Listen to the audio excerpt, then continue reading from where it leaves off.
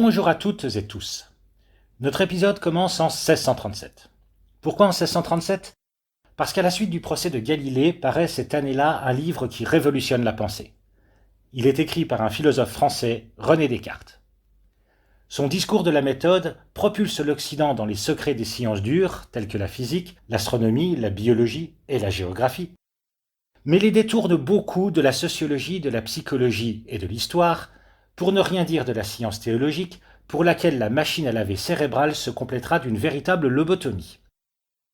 Pour l'anecdote, je ne résiste pas au plaisir de vous présenter le texte dont notre cher René a tiré son cogito ergo sum. Vous pouvez mettre sur pause pour le détailler. Le XVIIe siècle achève l'époque de la science centrée sur Aristote.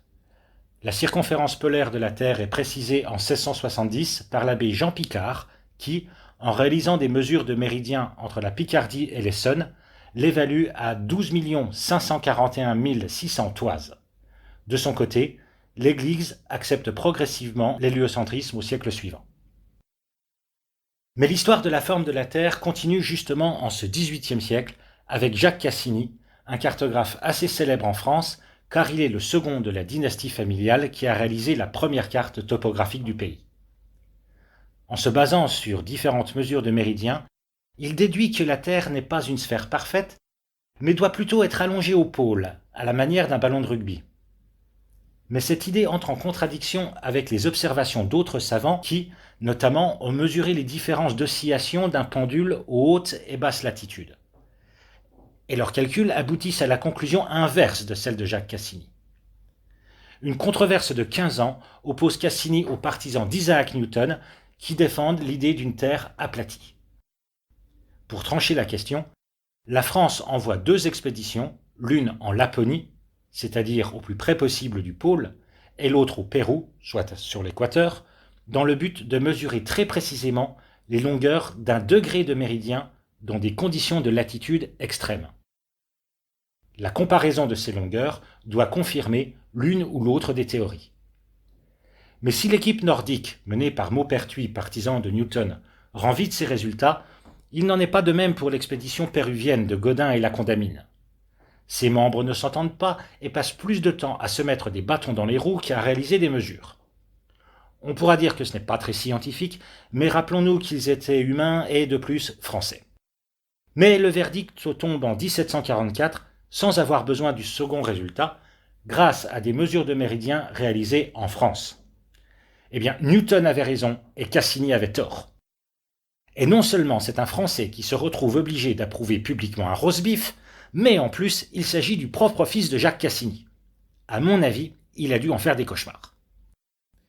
Quoi qu'il en soit, lorsqu'éclate la Révolution française, le monde entier sait que la Terre a la forme d'une sphère aplatie, que l'on appelle un ellipsoïde, et son coefficient d'aplatissement est estimé à 1/300, ce qui est effectivement conforme à la réalité.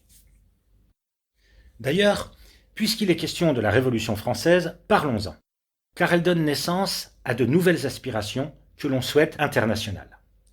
On aimerait s'affranchir des unités de mesure nationales, voire locales, auxquelles il faut toujours s'adapter dès que l'on change de région.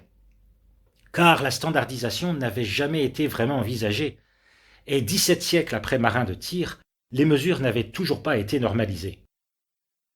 Pour établir un système de mesure commun au monde entier, le plus juste semble être de se baser sur une grandeur universelle, genre la circonférence de la Terre.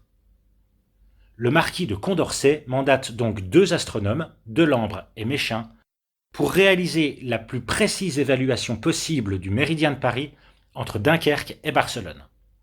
Leurs travaux s'achèvent en 1799 et l'unité universelle de longueur est définie comme le 10 000e du quart du méridien terrestre.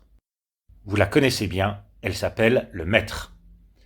Ainsi donc, par la définition même du mètre, la Terre a une circonférence selon le méridien de Paris d'exactement 40 000 km. Mais le 10 millionième du quart du méridien terrestre, ça paraît un peu compliqué comme définition. Mais ça correspond bien à une volonté d'harmonisation des mesures qui dépasse le simple cadre des distances géographiques. On souhaite par exemple remplacer le traditionnel système de mesure des angles exprimées en 360 degrés, divisées en 60 minutes et chacune en 60 secondes. C'est très compliqué, et d'autant plus source de confusion qu'une minute d'angle ne correspond pas au déplacement du Soleil en une minute de temps. On crée donc un système purement décimal qui divise le cercle en 400 grades. Et, dans ce système, le mètre est défini comme 1/10 de grade. C'est déjà plus simple. Et pourquoi 1/10 plutôt qu'un millionième ou une autre fraction du grade?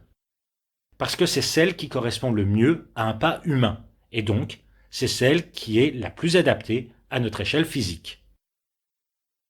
Mais si cette unité est très pratique en topographie, elle l'est en revanche beaucoup moins pour la géométrie pure, car les angles remarquables, tels que 30 ou 60 degrés, ne sont pas des valeurs rondes en grade.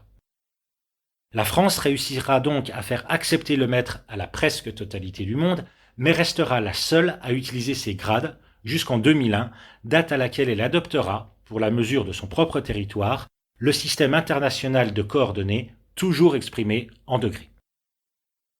Tout cela aurait peut-être pu mieux se passer si on avait opté pour des systèmes de mesure en base 12, mais c'est une autre histoire. Il faut toutefois noter que cette unité universelle reste très française.